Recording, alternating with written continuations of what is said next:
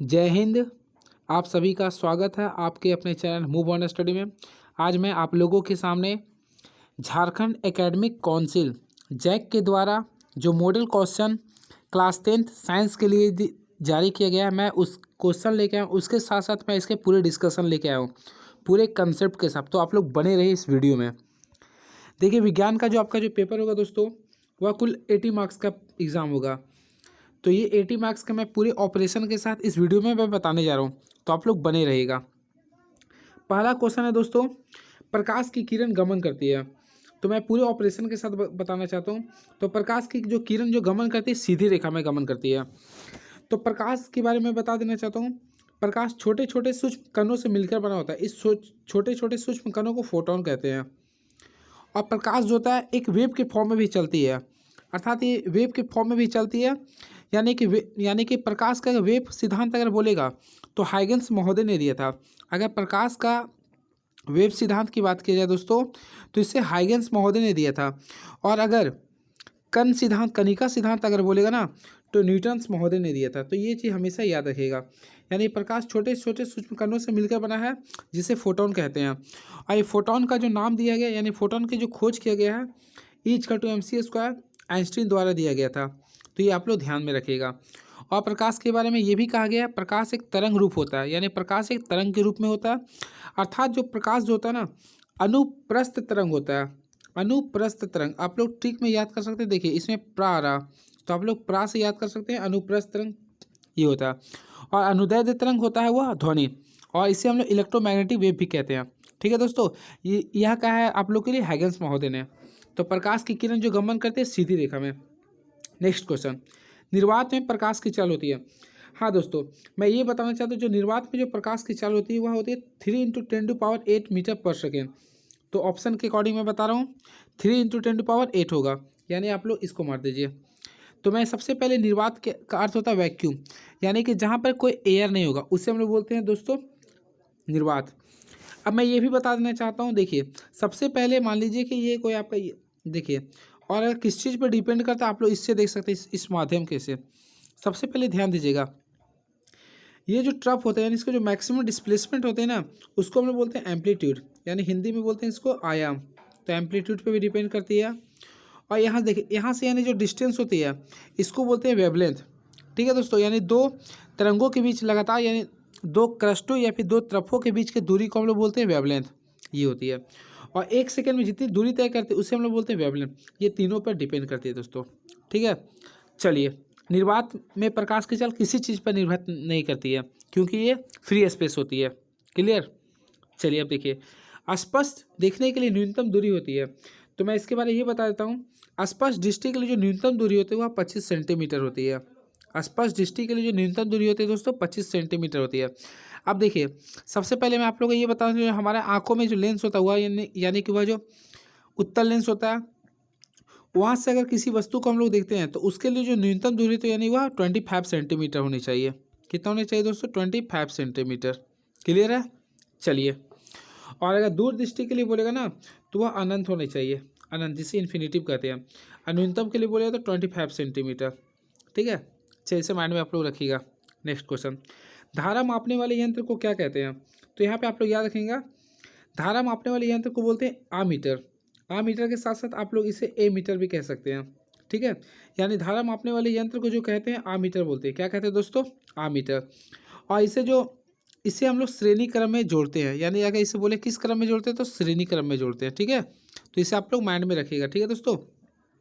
Next question, इसमें इसके साथ साथ आप लोग ये भी ध्यान दीजिएगा, वोल्ट क्रम में जो जोड़ते हैं, यानी कि अगर ये रहता कि वोल्ट क्रम में किससे मापते हैं, तो दो बिंदुओं के बीच के विभवांतर को, अगर आप लोग को बोलेगा दोस्तों दो बिंदुओं के बीच के विभवांतर को किससे मापते हैं, तो वो जो हम लोग मापते हैं वह वोल्ट मीटर से मापते हैं। क्लियर।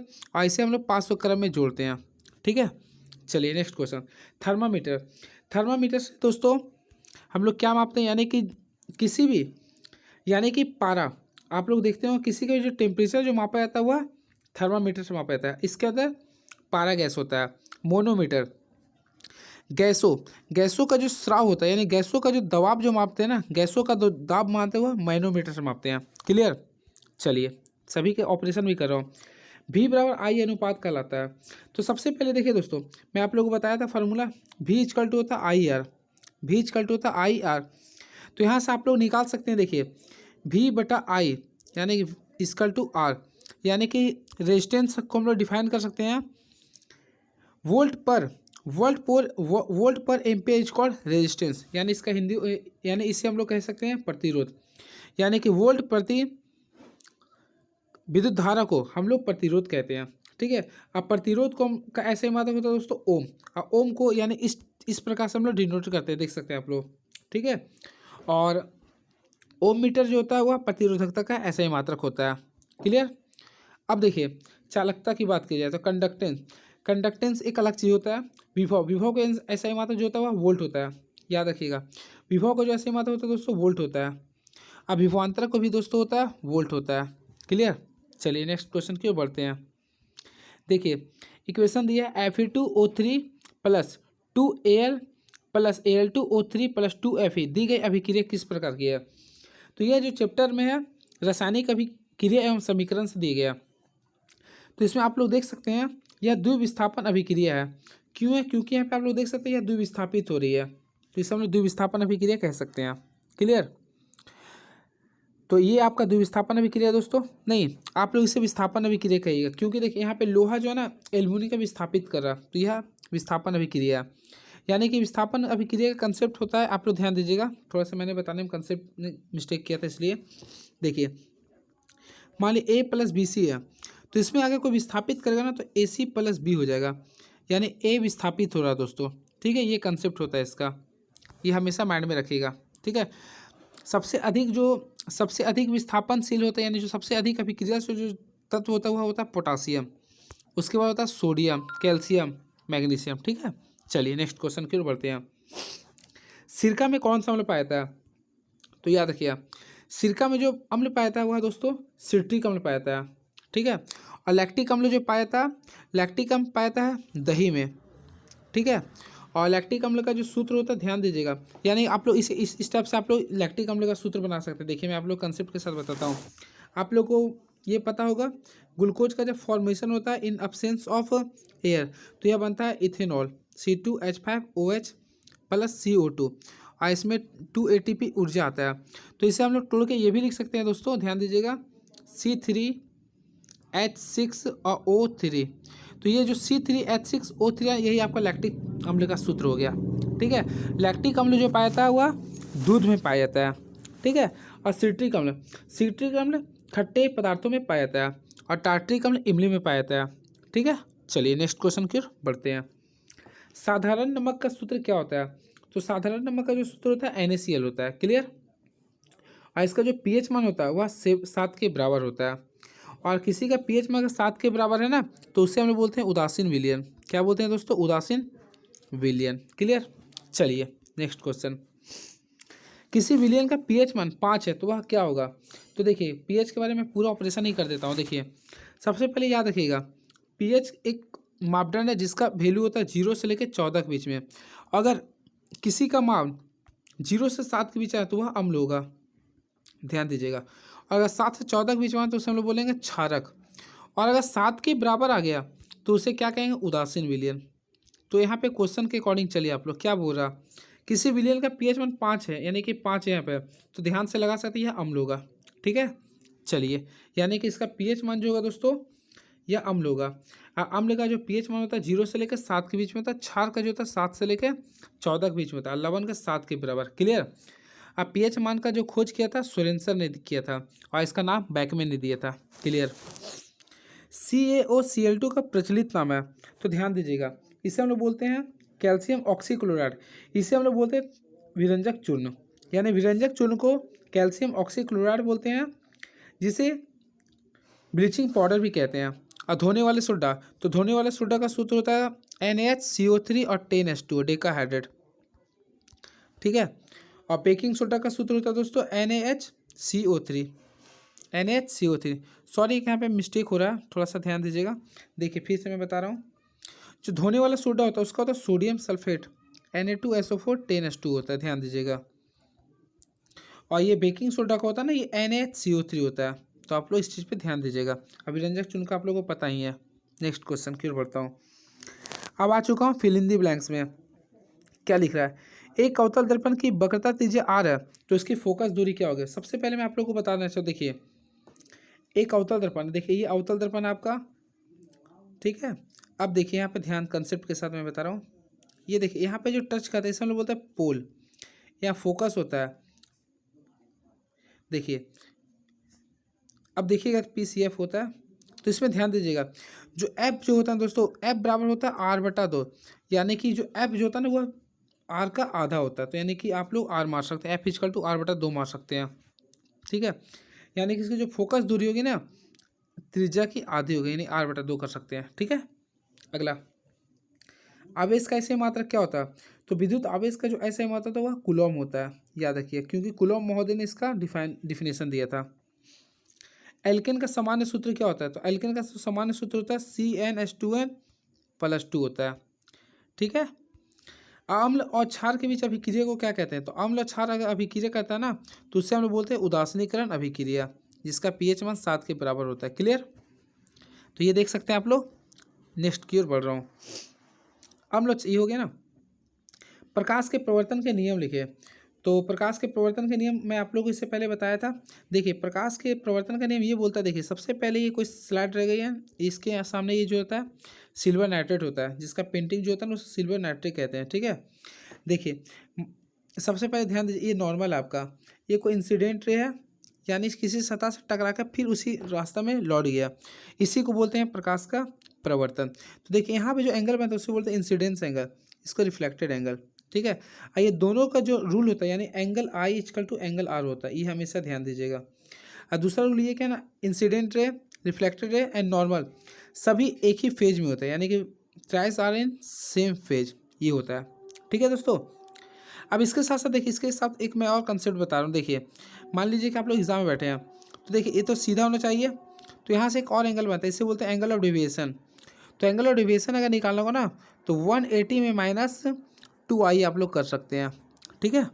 चलिए, और हम लोग जो किसी चीज़ को देखते हैं इरेगुलर रिफ्लेक्शन के कारण देखते हैं, और रेगुलर रिफ्लेक्शन के अपना चेहरा आईना में देखते हैं। क्लियर? अवतल दर्पण के किन्हीं दो उपयोग बताइए। तो अवतल दर्पण का पहला उपयोग आप लोग लिख सकते हैं हजामत के लिए, हजामत के लिए लिख सकते हैं। और दूसरा उपयोग ये लिख सकते हैं किसी भी गाड़ी के अग्रद्वीप में, अग्रद्वीप भाग में, या फिर दंक्षय के रूप में, या फिर सोलर कुकर के रूप में। क्लियर? देखिए 3 चालक जिसमें प्रतिरोध 2 ओम, 4 ओम तथा 6 ओम है, श्रेणी क्रम में जोड़ा है। सबसे पहले श्रेणी क्रम का सूत्र जाने, RS इक्वल टू होता है दोस्तों R1 + R2 + R3। तो श्रेणी क्रम में इसके लिए जोड़ दिए 2 + 4 + 6, तो 6 4 10 2 12, यानी कि इसका जो आंसर हो गया दोस्तों 12 ओम हो गया। क्लियर?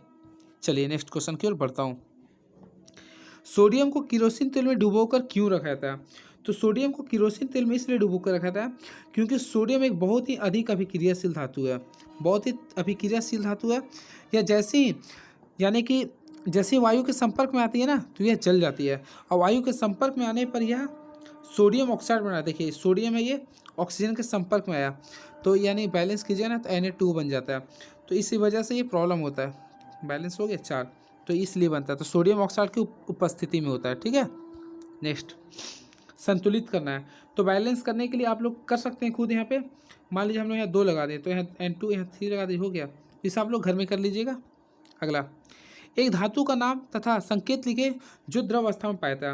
मैं आप लोग को ये बताना चाहता हूँ, देखिए कुल तत्व 2 ऐसे तत्व हैं जो द्रव अवस्था में पाए जाते हैं, जिसमें एक मेटल एक नॉन मेटल। तो एक जो मेटल होता है उसे बोलते हैं पारा, और नॉन मेटल की बात करें तो ब्रोमीन, ठीक है। तो पारा को हम लोग Hg बोलते हैं, और ब्रोमीन को Br बोलते हैं। तो ये अधातु के लिए बोल रहा था, तो अधातु में हम लोग ले सकते हैं ब्रोमीन को। अब देखिए ये द्रव अवस्था में पाया था, लिक्विड फेज में पाया था, ठीक है। अब देखिए ध्यान दीजिएगा, यहाँ से कुछ और जोड़ देता हूँ मैं। पारा का संकेत होता है दोस्तों 80, और ब्रोमीन का जो होता है 35 होता है, ये एटॉमिक नंबर। क्लियर? तो ये आपका आंसर हो जाएगा, यानी कि धातु बोल रहा है तो धातु में आप लोग मरकरी डाल दीजिएगा Hg, यानी इसका आंसर हो गया Hg।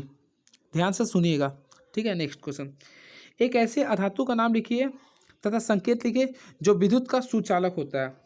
तो अधातु बोल रहा, तो अधातु अगर बोले जो विद्युत का सुचालक होता है तो आप लोग ग्रेफाइट लिख सकते हैं, यानी ग्रेफाइट जो कि कार्बन का अपरूप है, जिसका जो शेप जो होता है षष्ठकोणीय होता है, तो इसे आप लोग लिख सकते हैं। ठीक है, नेक्स्ट क्वेश्चन की ओर बढ़ता हूँ। देखिए, चमकीला की बात करता ना तो आयोडीन लिखते हैं। निकट दृष्टि दोष क्या है? निकट दृष्टि दोष उस दोष को कहते हैं जिसमें कोई व्यक्ति निकट की वस्तु को देख लेता है लेकिन दूर स्थित यानी कि 25 सेंटीमीटर से अधिक से वस्तु को नहीं देख पाता, ये होता है निकट दृष्टि दोष। इसका कारण क्या है? तो ध्यान से देखिएगा, इसका कंसेप्ट मैं बताने जा रहा हूँ, ध्यान से देखिएगा। तो इसका रीजन ये होता है, सबसे पहले दोस्तों देखिए, ये हमारा मान लीजिए कि देखिए आँख के सबसे बाहरी को मैं कंसेप्ट में बताया था। तो देखिए यहाँ पे जो रेटिना होता है, तो रेटिना से किसी वस्तु के लिए जो होता है न्यूनतम दूरी 25 सेंटीमीटर होनी चाहिए। तो यहाँ पे रेटिना पे वस्तु ना बनकर रेटिना के पहले बनता है, ये वजह है। यानी कि इसका मेन कारण है ना, किसी वस्तु का प्रतिबिंब रेटिना पर ना बनकर रेटिना के पहले बनता है, ये इसके कारण होता है। और भी इसका यह कारण है कि नेत्र गोला का साइज का बड़ा हो जाना। ठीक है, और तो और मैं ये बता देता हूँ, इसका संशोधन के लिए अवतल लेंस का चश्मा का उपयोग करेंगे, यानी कि निकट दृष्टि दोष को दूर करने के लिए हम लोग अवतल लेंस का चश्मा को यूज करेंगे। ठीक है, याद रखिएगा, अवतल लेंस का चश्मा का यूज करेंगे। ठीक है, याद रखिएगा ध्यान से। नेक्स्ट पढ़ता हूँ। ऑक्सीजन के योग या ह्रास के आधार पर उपचयन और अपचयन की व्याख्या कीजिए। सबसे पहले मैं ये बताना चाहूँ, उपचयन, उपचयन को ऑक्सीकरण भी कहते हैं, ऑक्सीकरण। ठीक, ऑक्सीकरण कहते हैं। और अपचयन को अपकरण कहते हैं। तो देखिए, उपचयन उसे कहते हैं वैसे रासायनिक अभिक्रिया जिसमें ऑक्सीजन का योग होता है, यानी कि देखिए ऑक्सीजन का योग होता है और हाइड्रोजन का ह्रास होता है, उसे बोलते हैं उपचयन अभिक्रिया, ध्यान दीजिएगा। और जिसमें यानी कि ऑक्सीजन की कमी होता है और हाइड्रोजन का योग होता है, उससे बोलेंगे अपचयन अभिक्रिया। ये हो गया आपका दोनों का, क्लियर। तो इसी आधार पर एग्जाम्पल भी ले सकते हैं, मैं एग्जाम्पल भी दे देता हूँ। देखिए, मान लीजिए दोस्तों ये कॉपर है, अगर इसमें ऑक्सीजन को उपस्थित अभी नहीं, तो यहाँ पे कॉपर ऑक्साइड बन गया, तो ये देख सकते हैं आप लोग, इसमें देखिए ऑक्सीजन बढ़ा ना, तो ये आप लोग इसे बोल सकते हैं उपचयन, क्योंकि इसमें ऑक्सीजन की वृद्धि हुई है। लेकिन एग्जाम्पल के तौर पे हम यहाँ पे याद रखिएगा थोड़ा सा ध्यान से, अगर मान लीजिए कि हम लोग यहाँ पे हाइड्रोजन का मान कैल्शियम ऑक्साइड है प्लस H2 है, ये लेते हैं, तो इसको जब हम लोग बैलेंस करते हैं या फिर जब रिएक्शन पूरा करेंगे ना, तो यहाँ पे ध्यान दीजिएगा, कॉपर अलग हो जाएगा, H2O बन गया, तो यहाँ पे देखिए इसका ह्रास हुआ, ये बढ़ गया, तो इसे हम लोग बोलेंगे अपचयन। चलिए नेक्स्ट की ओर बढ़ते हैं। निम्नलिखित का रासायनिक सूत्र लिखें। तो रासायनिक सूत्र सबसे पहले सोडियम हाइड्रोक्साइड, जिसका सूत्र होता है दोस्तों NaOH। कैल्शियम ऑक्साइड, तो कैल्शियम ऑक्साइड का लिख सकते हैं आप लोग CaO। हाइड्रोजन क्लोराइड HCl लिख सकते हैं इसका। कॉपर सल्फेट तो CuSO4 इसका लिख सकते हैं। ठीक है, चलिए नेक्स्ट क्वेश्चन की ओर बढ़ते हैं। दर्पण सूत्र एवं आवर्धन सूत्र लिखे। तो दर्पण सूत्र होता है दोस्तों, देखिएगा 1/v plus 1/u equal to 1/f होता है। अब यही आपका अगर बोल रहा आवर्धन सूत्र, तो आवर्धन सूत्र के लिए कुछ मत कीजिए, ध्यान दीजिएगा, m इक्वल टू ध्यान दीजिएगा -v/u, ये होता है दर्पण के लिए। लेंस के लिए रहता है तो v/u होता है केवल। ठीक है, नेक्स्ट ओम का नियम लिखे। तो ये सब दोस्तों बताने वाला है, तो मैं आप लोगों की क्लास में बताऊंगा, मैं नहीं तो इसका कंसेप्ट दे दूंगा। ठीक है, ओम का नियम, तो ओम का नियम सिंपल वे में बताता हूँ, v इक्वल टू IR होता है, यानी कांस्टेंट होता है, एट कांस्टेंट टेम्परेचर इसमें होता है। ठीक है, ये मैं सिद्ध कर दूंगा। अब 500 क्रम का सूत्र मैं बता देता हूँ। देखिए 500 क्रम का जो होता है 1/पैरेलल इसको बोलता है ना, यानी 1/R1 plus 1/R2 plus 1/R3 होता है, ये होता है। ठीक है, चलिए नेक्स्ट क्वेश्चन की ओर बढ़ते हैं। धातु अधातु में कोई 5 अंतर लिखें। निम्नलिखित यौगिकों के संरचना सूत्र लिखें। तो मैं संरचना सूत्र में बता देता हूँ, जो काफ़ी इंपॉर्टेंट सुनिए। पहले बता रहा हूँ इथेनोइक अम्ल का। तो सबसे पहले इसके लिए मैं कंसेप्ट बताया था। देखिए कंसेप्ट ये होता है CnH2n। देखिए इसका ये फार्मूला पे आप लोग बेस्ट कीजिएगा, सब क्वेश्चन बन जाएगा। देखिए सबसे पहले ईथ की बात करते हैं, तो ईथ का जो होता है ना एटॉमिक, इसमें ईथ में कार्बन की संख्या 2 होती है। तो इसमें देखिए ऑलरेडी एक यहाँ पे दिया हुआ है, तो जब भी दिया हुआ है ना, तो उसमें से एक माइनस कर देंगे, यानी कि कार्बन की संख्या यहाँ पे 1 लेंगे, C1H। देखिए 2 1 जा 2 और 1 3, यानी इस फार्मूला आपका ये हो गया CH3COOH हो गया। अब इसका मैं स्ट्रक्चर बना रहा हूँ, तो ध्यान दीजिएगा क्योंकि काफ़ी इंपॉर्टेंस होने वाली है स्ट्रक्चर। तो देखिए मैं किस टाइप से बना रहा हूँ। देखिए कार्बन 2 है, तो कार्बन 2 ले लिया हूँ दोस्तों। ये ऑक्सीजन के लिए जब भी बात करेगा, देखिए ये ये आपका OH इसके साथ मैं जोड़ दिया हूँ। अभी ऑक्सीजन के लिए हमेशा डबल बॉन्ड दे दूंगा। अब बाकी कार्बन अपने वैलेंसी 4 रखते हैं, तो इस टाइप से आप बना सकते हैं इसे, देखिए। ठीक है, मैं फ्रेश बना देता हूँ ताकि आप लोगों को कन्फ्यूजन ना हो। सबसे पहले इसका सूत्र देखिए, इसका सूत्र होता है CH3COOH होता है। अब मैं बना रहा हूँ, C डबल बॉन्ड हो गया। अब देखिए मैं थोड़ा सा कंसेप्ट मैं बता, यहाँ पे डबल बॉन्ड दे दिया। अब जहाँ पे खाली है वहाँ पे OH दे रहा हूँ, देखिएगा 1 2 3, इसमें गलत हो जाएगा ये, देखिएगा ध्यान से देखिए, गिन सकते हैं आप लोग, काउंटिंग कर सकते हैं एच की संख्या। ये हो गया आपका इथेनॉइक अम्ल का सूत्र। ठीक है, बात करें मीथेन का, तो मीथेन जो होता है अल्केन समूह का सदस्य है। तो अल्केन का सूत्र क्या होता है, CnH2n+2। तो मीथ ईथ तो पहला में ही होता है, तो इसका सूत्र हो जाएगा CH4। अब कार्बन कार्बन जो एटॉमिक जो होते हैं इसमें एक एक बंधन द्वारा जुड़े होते हैं। तो यहाँ पे आप लोग, यहाँ मैं बता रहा हूँ इसका स्ट्रक्चर देख सकते हैं आप लोग, देखिएगा ध्यान से, क्या इंपॉर्टेंट सुन लिया है। सी अपने साथ 4 कार्बन को, हाइड्रोजन को रखेगा, तो मैं हाइड्रोजन भी भर देता हूँ, देखिएगा H और एक आप लोग यहाँ कर सकते हैं। ठीक है दोस्तों, चलिए समझ में आ रहा होगा, क्लियर है। अब बात करते हैं प्रोपेन का, तो देखिएगा प्रोपेन सबसे पहले इसका जो सूत्र होता है, देखिए वही फार्मूला पे यूज करेंगे, यानी कि क्या फार्मूला मैं क्या बताया था आपको, वही ध्यान दीजिएगा, यानी कि CnH2n+2। तो इसका जो सूत्र होगा, देखिए प्रोप का 3 होता है, तो C3H, तो 2 3 यानी कि कितना हो जाएगा, 8 हो गया। तो अब इसके आधार पे आप लोग बैठा सकते हैं, देखिए मैं बता रहा हूँ, इसे ध्यान से देखिएगा। देखिए C3 है, तो 1 2 3 कर दिया, और सभी में H भर दीजिए, हो गया, और क्या। ठीक है, तो ये स्टेप से आप लोग कर सकते हैं। बेंजीन, तो बेंजीन का काफ़ी इंपॉर्टेंस होने वाली है। देखिए बेंजीन आप लोग इस स्टेप से बना सकते हैं, ये आपका रिंग स्ट्रक्चर हो गया। अगर ये भी नहीं हो रहा तो आप लोग इस स्टेप से बना सकते हैं, बेंजीन कर दीजिए। देखिए इसमें कुछ कंसेप्ट होता है, अगर आप लोग यहाँ पे डबल बॉन्ड दिए तो इसको छोड़कर यहाँ पे डबल, फिर यहाँ पे ये कर सकते हैं। ठीक है, एक और मैं बताता हूँ बेंजीन का। देखिए बेंजीन का सूत्र होता है दोस्तों C6H6 होता है। इसका एक और कंसेप्ट बताऊँ, सी थोड़ा सा मैं वेट करता हूँ,